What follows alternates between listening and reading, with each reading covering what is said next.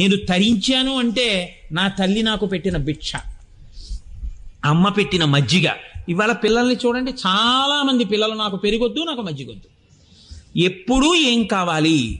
దిక్కుమాల బిర్యానీలు. అమ్మలు అలాగే వండి పెడతారు. లోపల దాహం పెంచేసేటటువంటి పదార్థాలు, రజోగుణ భూయిష్టమైన పదార్థాలు, తమోగుణ భూయిష్టమైన పదార్థాలు, సత్వగుణ ప్రధానమైన ఆహారమే కొరవడిపోతోంది. నేను ఈ మధ్యకాలంలో ఓ చదువుకుంటున్న పిల్లతో ఒక మాట అన్నాను. అమ్మా, మేము బ్యాంకుకి వెడితే ఎప్పుడైనా విత్డ్రాయల్ ఫామ్ రాసుకోవాల్సి వస్తే ఆ విత్డ్రాయల్ ఫామ్ నింపుకోవడం రాని వాళ్ళు మా దగ్గరికి వచ్చి, అయ్యా ఒక 500 రూపాయలకి విత్డ్రాయల్ ఫామ్ రాసి పెట్టండి అని అడిగేవారు. అడుగుతుంటే ఇప్పటికీ ఎవరికైనా విత్డ్రాయల్ ఫామ్ రాసి పెడుతుంటాం. అలా ఇంకొక 8 ఏళ్ళో 5 ఏళ్ళో దాటిపోతే తెలియనటువంటి వాడు, ఈ తరం వాడు ఎవడైనా హోటల్కి వెడితే, ఎప్పుడో తప్ప హోటల్కి వెళ్ళడం అలవాటు లేని వాడు హోటల్కి వెడితే ఒక సహాయకుడిని తీసుకెళ్ళవలసి ఉంటుంది, బ్యాంకులో విత్డ్రాయల్ ఫామ్ రాసినట్టు. ఎందుకంటే వాడు ఇప్పుడు ఏమీ చెప్పడు, మీకు ఓ కార్డు ఇస్తాడు. అది మీరు చదివారనుకోండి, అది ఏమిటో గోబీ మట్టర్, ఆలు పట్టర్, ఏదో లేకపోతే రోస్ట్ పన్నీర్. పన్నీర్ ఏమిటి, పులుసు ఏమిటి, పేర్లు ఏమిటి, ఏమిటో ఒక్కటి అర్థం కాదు. ఇటువాణ్ణి చూస్తే ఏదో తింటుంటాడు, అటువాణ్ణి చూస్తే ఏదో తింటుంటాడు. ఆ పేర్లా మనకి తెలియవు, అడిగితే బాగుండదు, వీడు ఎప్పుడు తినలేదులా ఉంది జీవితంలో అనుకుంటాడు. అందుకని తోడు ఎవరినన్నా పిల్లని తీసుకెళ్ళి ఆ పిల్ల చెవిలో మంత్రోపదేశం చేసినట్టు, తాతగారండి తాతగారండి, వెన్న రాసిన రొట్టికే ఏమంటారండి దాన్ని, నాన్ అంటే లేనిది, నిన్ను లేకుండా చేసేయగలిగినది, కాబట్టి దాని పేరు నాన్. అటువంటిది ఏదో మనం ఆర్డర్ ఇస్తే వాడు అవేవో పట్టుకొచ్చి అక్కడ పెడితే అది ఏం తినాలి, ఎలా తినాలి, అసలు ఆ కూర ఏమిటి, ఆ పులుసు ఏమిటి, అసలు ఆ పేరు ఏమిటి, ఏ పేరు చెప్తే ఏం చేస్తాడో, తెచ్చిన తర్వాత నువ్వేం తింటావో, ఏ ప్రాయశ్చిత్తం చేసుకోవాలో ఏమీ తెలియదు. పూర్వం ఏదో ఇడ్లీ, పెసరట్టు, ఉప్మా, పూరి ఉండేవి. వాడు కూడా పాపం చాలా సున్నిత మనస్కుడే. ఏమున్నాయి అంటే ప్రతివాడి దగ్గర గోత్రనామాలు చెప్పించుకున్నట్టు పూజలో ప్రతివాడి దగ్గరికి వెళ్ళి సిద్ధార్థం అని ఆయన పాపం ప్రతి టేబుల్ దగ్గరికి వచ్చి ఏదో ఇడ్లీ, వడ, పూరి, సాంబార్ అని ఆయన చదివేవాడు. అందులో వాడు పక్కవాడిని అడిగి సంప్రదించి ఏదో పెద్ద యజ్ఞం చేసినట్టు ఇది తెమ్మంటే వాడు తెస్తే తినేవాళ్ళం. ఇప్పుడు వాడు చెప్పడయ్యా, వాడు దక్షిణామూర్తి అట్టబారేస్తాడంతే. అది మీరు చదువుకోవాలి, చదువుకుంటే అర్థం అవ్వద్దు. అది లలితా సహస్ర భాష్యం కన్నా కఠినంగా ఉంటుంది. అది ఎవరికి తెలుస్తుంది. అది రోజు వెళ్ళేవాడిని ఎవరినో వాడిని తీసుకుని వెళ్ళాలి, వాడిని అడగాలి, అయ్యా ఇది ఏమిటి. మీరు కానీ ఒకవేళ అక్కడ పరిశేచనం చేయడం, చెప్పులు ఇప్పడం ఇలాంటివి చేశారనుకోండి, మీరు మళ్ళీ వెర్రేడి కింద చూస్తారు అక్కడ అందరూ. కాబట్టి మీరు కూడా బూట్లు అవి వేసుకుని మీ చేత్తో మీరు తినకూడదు. ఏదో పులి పంజా లాంటివి కొన్ని ఉంటాయి, దాంతో ఇలా పట్టుకుని ఇంకో దాన్ని పొడిచి పీకి మీరు తింటే మీరు చాలా సంస్కృతి ఉన్నవారు.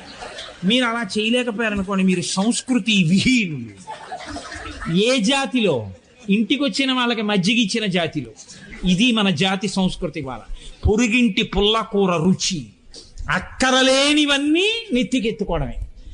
ఏది అసలు మన సంప్రదాయమో అది మనకు అక్కర్లేదు. అలా చెప్పిన తల్లులు లేరు, నన్ను క్షమించండి. నోర్మొయ్ బిర్యానీ ఏమిటే, అన్నం తిను, పప్పు అన్నం కలిపి పెడతాను తిను అన్న తల్లి లేదు. ఆవిడ అడిగింది ఈవిడ అదే వండుతుంది. కాబట్టి పిల్లల్ని ఎందుకు అనాలి? పిల్లలు తప్పే ఉంది, అమ్మ వండి పెడితే వాళ్ళకి అలవాటు అవుతుంది. మనకి ఇది ఉంది, అక్కడ 103 కనపడుతున్నాయి, ఇది మార్చి అది మార్చిది, దానికే మనకి టైం లేదు. ఇంకా పిల్లలకి ఎక్కడ వండి పెడతాం మనం? శనివారం ఉపవాసం అంతా ఏమిటిరా అంటే హోటళ్లలోనే. ఎటువంటి ఆహారాన్ని తీసుకోవాలో అటువంటి ఆహారాన్ని మాత్రమే తీసుకోవాలి తప్ప శరీర పోషణకు పనికిరానటువంటి ఆహారాన్ని, శరీరాన్ని పాడు చేసేటటువంటి ఆహారాన్ని ఎప్పుడూ తీసుకోకూడదు. దేవీ భాగవతంలో వ్యాస భగవానుడు ఒక మాట అంటాడు, కుభోజనైన దివసః అంటాడు. చేయకూడనటువంటి భోజనం ఒక్కరోజు చేస్తే, తినకూడని పదార్థాన్ని తీసుకుంటే ఆ రోజు చేయిపోతుంది. ఆరోగ్యం సరిగా లేదనుకోండి, మీరు చదవలేరు, మీరు ఉపన్యాసం చెప్పలేరు, ఆ రోజు పరీక్ష ఉన్నా మీరు వ్రాయలేరు. శరీరానికి రోగ నిరోధక శక్తి కానీ ఆరోగ్యం కానీ ఎక్కడి నుంచి వస్తుంది అంటే తినడంలోనే వస్తుంది. అందుకే విద్యార్థి దశలో ఉపవాసాన్ని శాస్త్రం నిర్దేశించలేదు. ఏకాదశి ఉపవాసం కూడా విద్యార్థులకు ఇవ్వలేదు. ఎందుకని అంటే ఆ సమయంలో సారవంతమైనటువంటి ఆహారాన్ని తీసుకోవాలి. దీనికి మనకి ప్రత్యక్షమైనటువంటి ఉదాహరణగా నిలబడేవారెవరు అంటే వెంకటేశ్వరుడు. వెంకటేశ్వర స్వామి వారికి ఒక రోజు కార్యక్రమ ప్రారంభంలో నివేదన చేసేటటువంటి మొట్టమొదటి నైవేద్య పదార్థం ఏమిటో తెలుసా మీకు? ఒక రోజు ప్రారంభమవుతోంది, పూజ మొదలవగానే, సుప్రభాతం పూర్తయిపోగానే లోపల ఆయనకి మొదటి నైవేద్యంగా దేన్ని సమర్పిస్తారో మీ ఎవరికైనా తెలుసా పిల్లలకి? ఆయనకి సమర్పించే మొట్టమొదటి పదార్థం పెరుగు అన్నం పెడతారు. దాన్ని మాత్రాప్రసాదము అని పిలుస్తూ ఉంటారు. అసలు దాని పేరు మాతృప్రసాదము. అమ్మగారైనటువంటి ఆ తల్లి వకుళమాత ఇంతమంది వస్తూ ఉంటారు, అలా నిలబడి ఉంటాడు, వాళ్ళు విడిచిపెట్టిన గాలంతా పీలిస్తూ ఉంటాడు, ఇంతమంది యొక్క మొరలలా వింటూనే ఉండాలి అని ఆయన ఆరోగ్యం కోసమని ప్రతిరోజు సద్దెన్నంలో పెరుగు వేసి నైవేద్యం ఇస్తుంది పిల్లవాడికి. అదే వెంకటేశ్వర స్వామి వారికి ప్రసాదం. అంటే వెంకటేశ్వర స్వామి ఆదర్శంగా మనకి చెప్తున్నాడు, ఒక పిల్లవాడి జీవితంలో ఒక రోజు దీనితో ప్రారంభం అవ్వాలి అంటే అమ్మ చేతి అన్నంతో ప్రారంభం కావాలి. అమ్మ పెట్టినటువంటి అన్నం, ఆ అన్నంలో పెరుగు వేసుకుని తిని, కమ్మటి పెరుగు అన్నం తిని బయటికి వస్తే కడుపులో చల్లగా ఉంటుంది, విశేషమైన దాహము ఉండదు, బుద్ధికి ప్రచోదనం.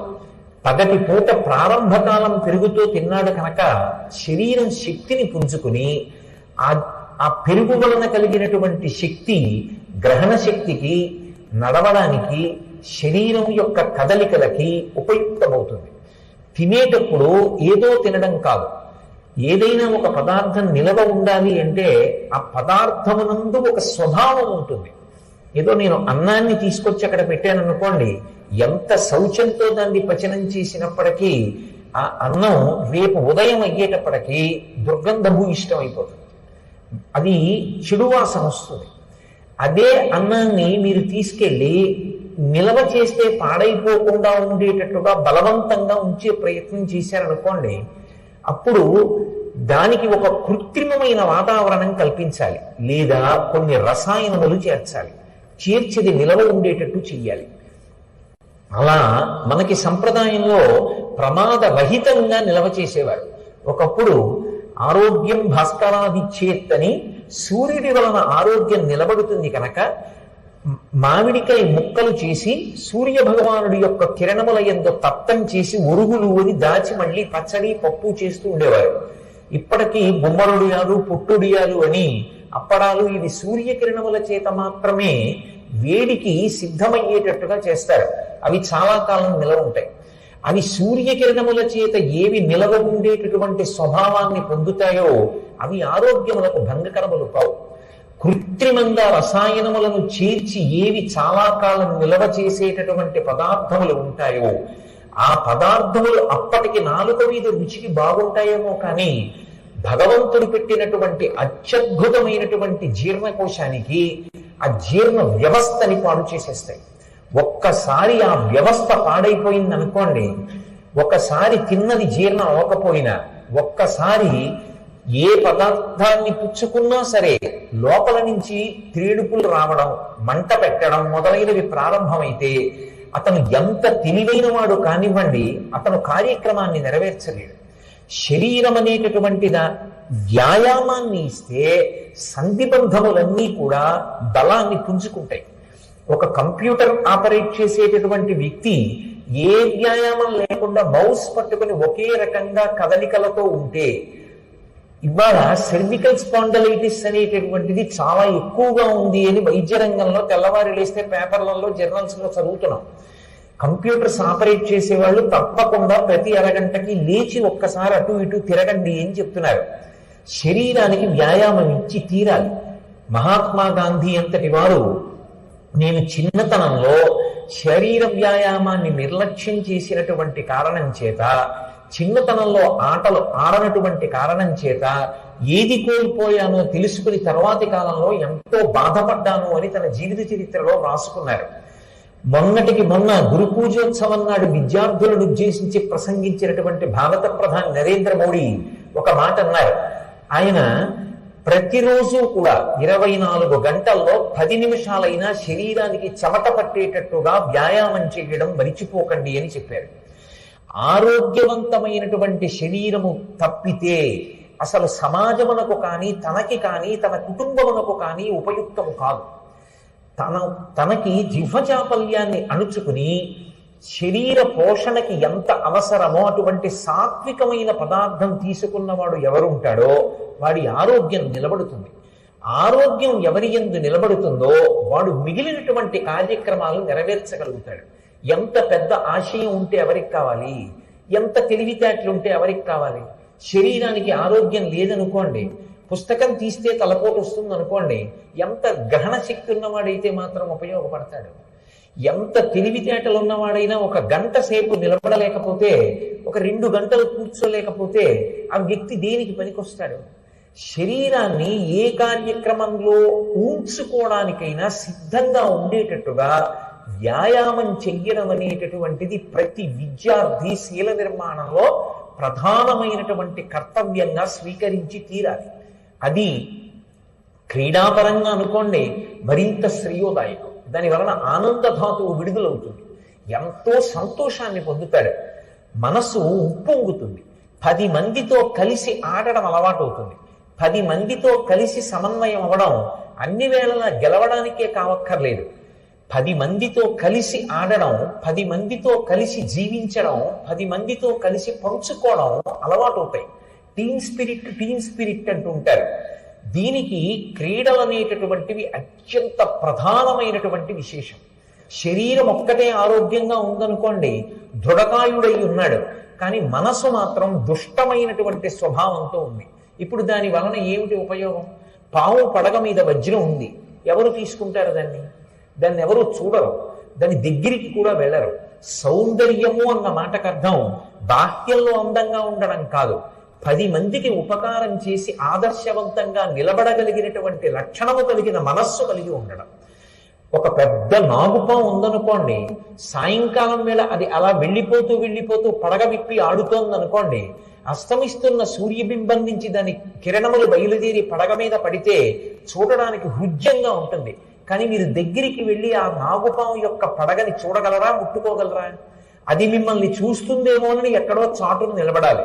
ఒక సింహం నడిచి వెళుతోందనుకోండి, చాలా అందంగా ఉంటుంది, కానీ సింహం ఎంత బాగా నడుస్తోందో అని మీరు దగ్గరికి వెళ్ళగలరా? అది సౌందర్యము కాదు. పైన అందంగా ఉన్నప్పటికీ కూడా ఏది భయహేతువో దాన్ని సౌందర్యం అనరు. ఏది పైకి అందంగా లేకపోయినా మీకు మాత్రం శ్రేయోదాయకమో దానిని సౌందర్యం అని పిలుస్తారు. అందుకే సౌందర్యము అన్న మాటకి పర్యాయ పదం ఎవరంటే అమ్మ. అమ్మ ఎంత కాలం అయిపోనివ్వండి, బిడ్డని కన్న దగ్గర నుంచి తన శరీరం విడిచిపెట్టేసే వరకు బిడ్డ యొక్క శ్రేయస్సు కోరుతుంది తప్ప తన స్వార్థంతో నాకు ఇది కావాలని అమ్మ ఏనాడూ కోరుకోదు. అటువంటి అమ్మ సౌందర్యానికి పర్యాయ పదం. అందుకే శంకరాచార్యుల వారు శివానందలహరి అన్నారు, కానీ జననీ ఆనందలహరి అనో అంబానందలహరి అనో అనలేదు, సౌందర్యలహరి అన్నారు. అమ్మ అంటే సౌందర్యము, అమ్మ అంటే ఆశీర్వచనము, అమ్మ అంటే శ్రేయస్సు, అమ్మ అంటే క్షేమం, అమ్మ అంటే ఆప్యాయత, అమ్మ అన్న మాట గొప్ప ఓదార్పు. అటువంటి అమ్మ ఎటువంటి సౌందర్యమో అంత మంచి మనస్సు ఉన్నవాడు ఎవరుంటాడో ఆయన బాహ్యంలో శరీరం ఎలా ఉంటుంది అన్నదానితో సంబంధం ఉండదు. మనసు మంచిది కావాలి. మనసు మంచిది కావాలి అంటే అది బాహ్యంలో చేసేటటువంటి వ్యాయామము చేత శరీరం ఎలా తయారవుతుందో, మంచి శీల నిర్మాణం మనకు అవసరమైనటువంటి మంచి మనసు దేని చేత తయారవుతుంది అంటే మీరు దానికి ఆశ్రయంగా ఏమిచ్చారన్న దాన్ని బట్టి తయారవుతుంది.